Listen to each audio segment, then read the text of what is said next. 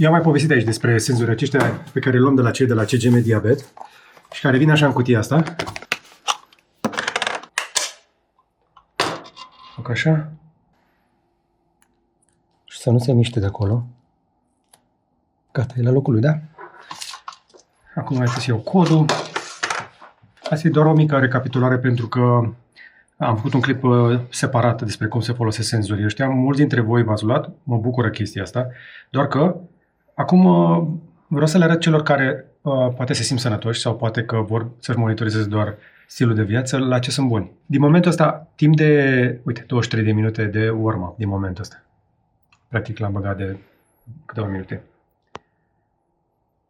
Ok, I understand. Bun. Care e scopul? Care e planul? Vreau să-ți arăt așadar în următoarele 10 zile cum afectează felul în care te odihnești, felul în care te miști, felul în care te alimentezi, felul în care te simți. Și orice alt stimulent se mai poate întâmpla, pentru că viața se întâmplă.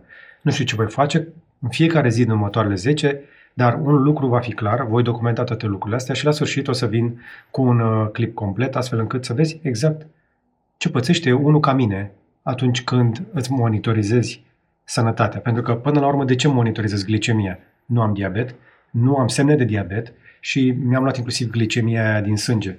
Vreau pur și simplu să văd cum mă afectează diferite tipuri de mâncăruri, oboseala și efortul. Și o să fac și câteva experimente, câteva chestii nasoale. O să vezi.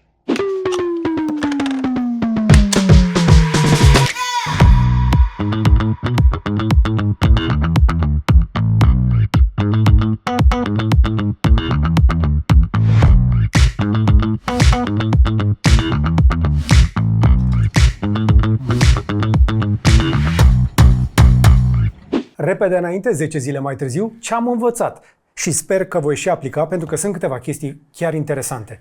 Cu ocazia asta m-am obligat să mă monitorizez și nu am făcut-o singur, am făcut-o împreună cu Gigi. Îl știți pe Gigi, nu? E prietenul meu ăla cu inteligența artificială, i-am dat toate graficele și i-am zis, my friend, trebuie să mi le suprapui. Ce urmează o să fie tare. Una dintre chestiile care m-au surprins cel mai tare e cum m-am trezit într-o dimineață, după prea puține ore de somn, cu glicemia foarte mică. Spre 40 de miligrame, e un pic exagerat, dar e nivelul la care un diabetic ar suna la salvare. Eu nu sunt diabetic, eu dormeam. Eram pe munte, în Maramureș, după cea mai lungă zi de mers din anul ăsta. Am ars foarte multe calorii pe o vreme infernală. Uite niște imagini doar ca să-ți faci o idee.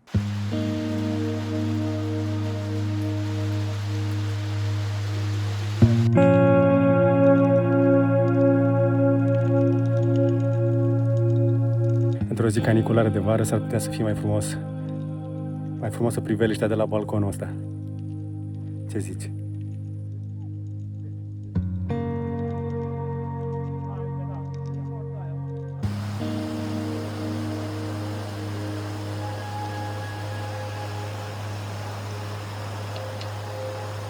Și tot așa, am mers pe ploaie, pe frig, după aia căldură, umiditate. Am fost murat la picioare și în spinare pentru că este infernal să mergi în condițiile în care trebuie să te protejezi de ploaie, să te îmbraci cu geacă, dar înăuntru să fie cald. Anyway, să revenim. Toate lucrurile astea au fost monitorizate de senzorul ăsta de pe mână. Ăsta a văzut tot. Deci, după 10 zile în care am purtat senzorul, numai că de data asta nu am stat în birou. Am încercat să fac mult mai multe lucruri și mi-am ales aceste 10 zile în care să apuc să fac hiking, 3 zile de hiking cu urcări serioase, am făcut cardio la sală, am făcut grădinărit și viața normală, mâncat, dormit, muncit și niște mici excese. 2568 de măsurători. Practic, una la 5 minute. Zi și noapte. Acum o să arăt ce a ieșit cu grafice pe bune. Dacă e vreun diabetolog, sper să nu se uite ciudat, pentru că la final am și un disclaimer important pe glicemiile alea mici. Nu e chiar așa de speriat. Dar înainte de orice, o să încep direct cu verdictul. Media pe 10 zile, 93 de miligrame. Time in range, 90%. Variabilitate, 20%. Sunt cifre bune, foarte bune. Un metabolism care funcționează. Numai că media poate fi o minciună frumoasă. Media nu-ți spune ce se întâmplă, încă o dată, spre dimineață sau după o farfurie de mâncare la ora 9 seara.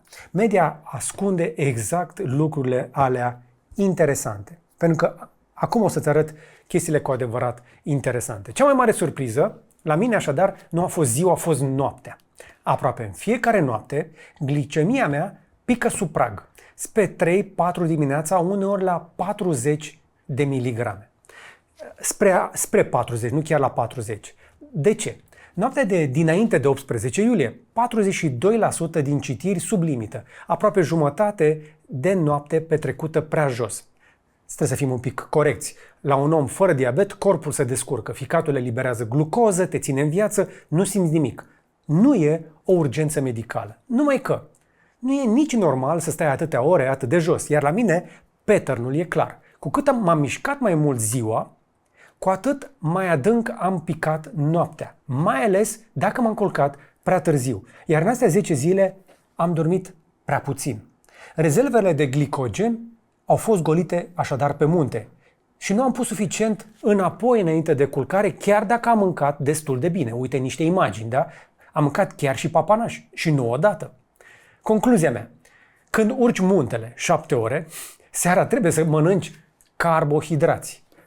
Da, cartofi prăjiți, ai voie, dar nu ca să te îngrași, ci ca să nu-ți golești rezervorul în somn. Corpul vrea să se refacă, îi trebuie energie. Îi trebuie energie ieftină și multă.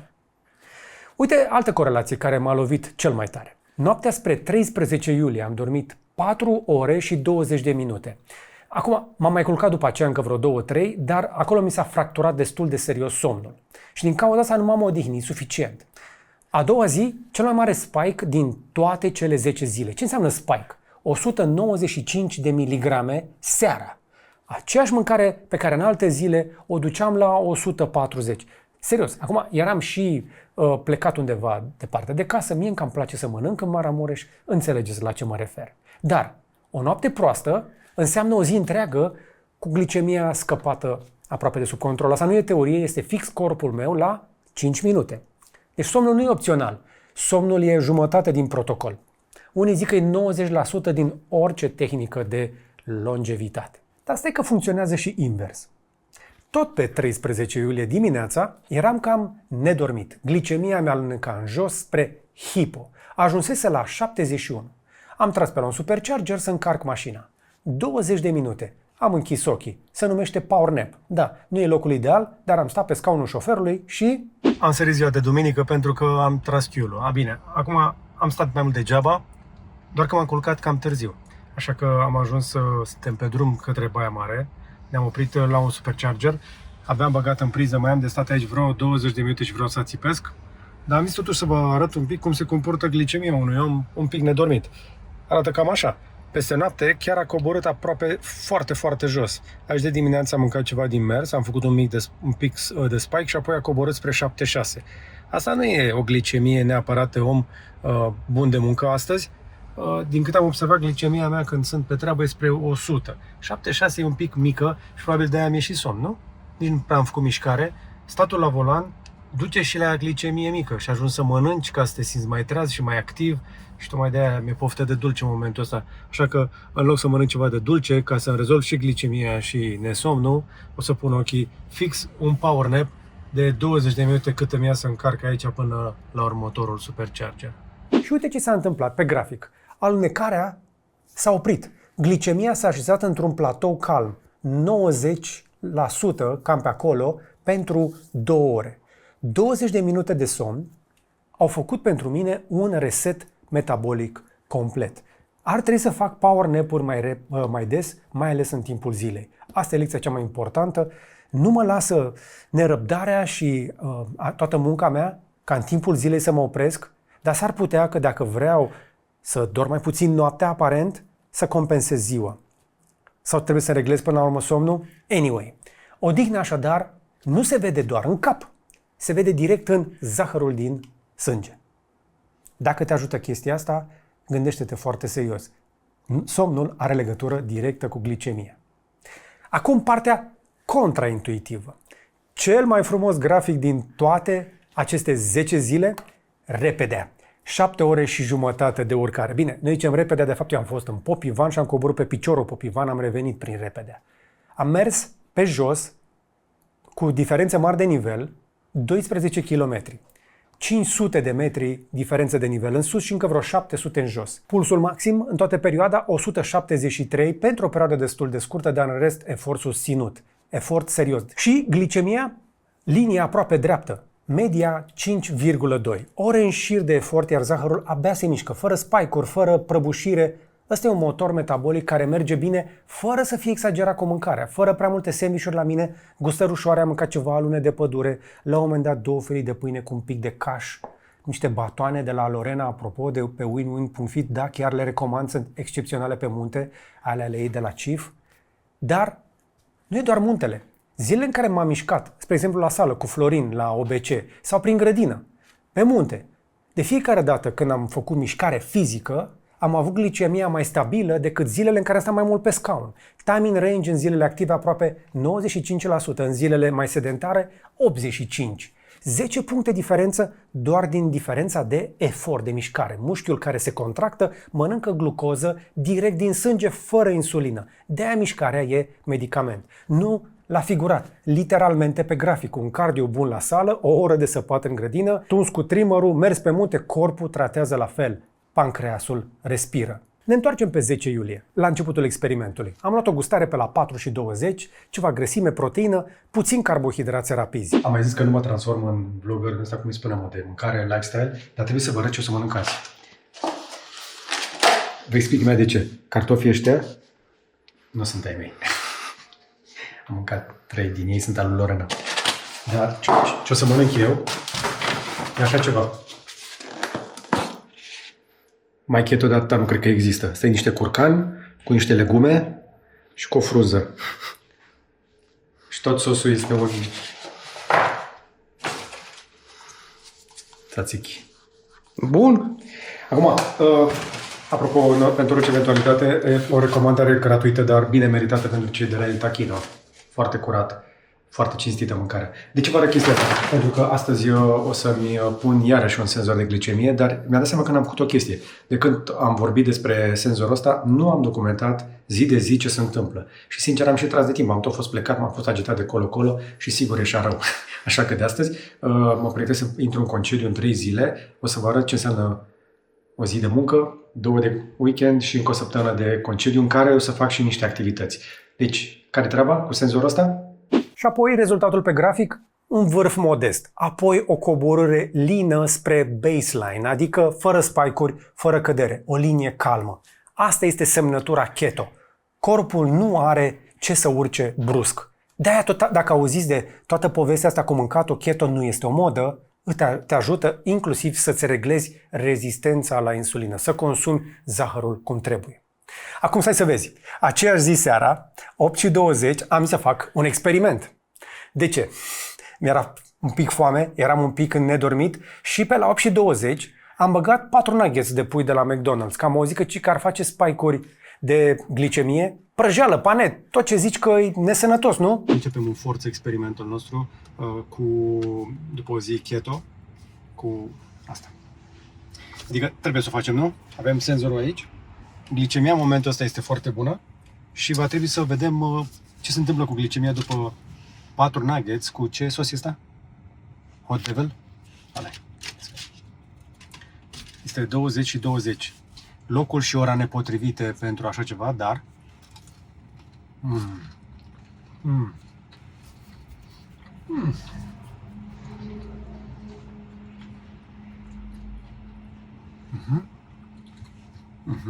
Ce am observat însă ceva foarte interesant, pe la 7:10 mai devreme mi-am făcut o plăcere și am luat un affogato. Un affogato este practic un double shot de espresso pe o cupă de înghețată de vanilie. Și modificarea pe glicemie este aproape insesizabilă, este foarte mică și a venit după vreo 20-30 de minute. Cred că e undeva chiar în marja de eroare, pentru că am observat un lucru, mi-mi crește ușor glicemia, mai ales când stau în mulțime, pentru că imediat după affogato m-am dus în magazinul de bricolaj, că am avut nevoie de 2 cârlige. Deci, glicemia e bine, dar oare o să facă față la testul meu de chimie? I call this chemistry.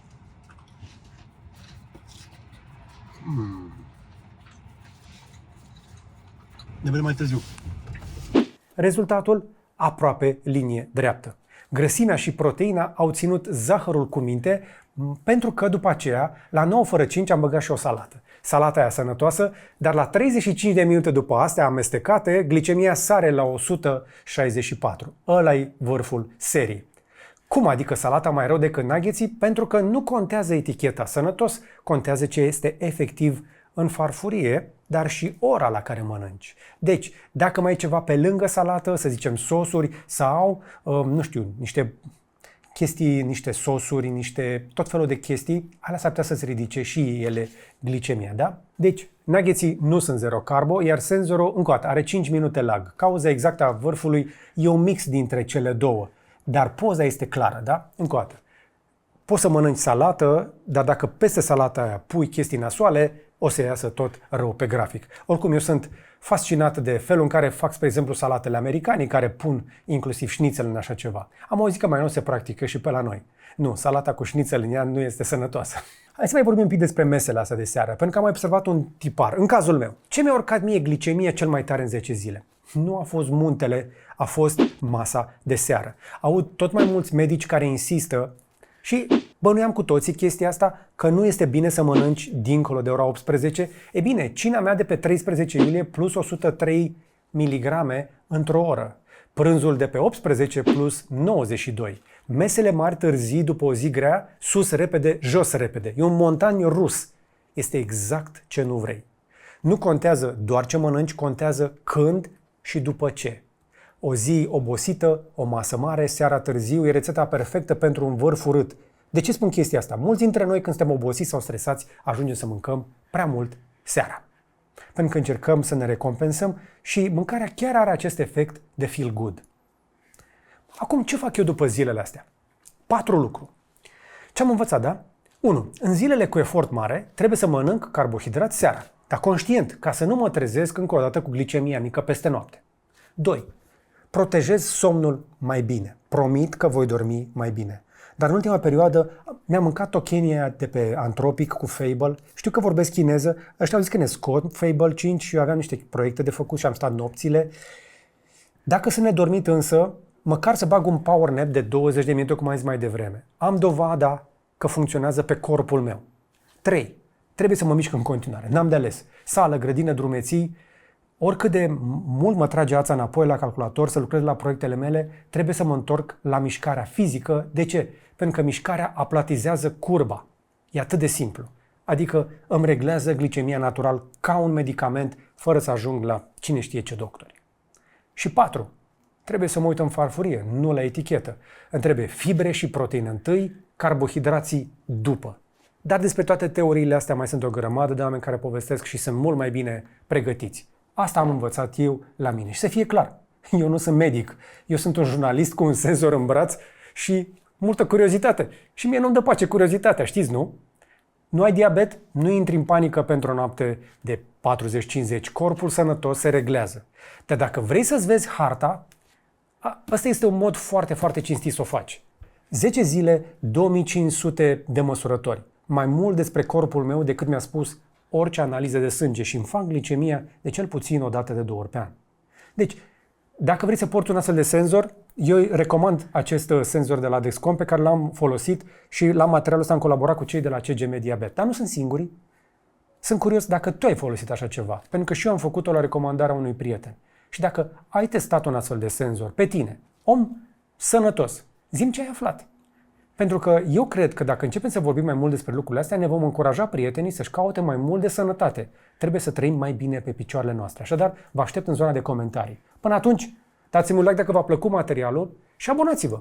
Și le mulțumesc membrilor noștri care ne susțin și care văd materialele noastre în avans. Și dacă ești încă aici și nu ai dat skip, mai am pentru tine o recomandare. Cel mai bune eSIM-uri de călătorie pentru vacanța din vara asta, ca să nu dai bani aiurea pe roaming, sunt pe esim.gb.ro.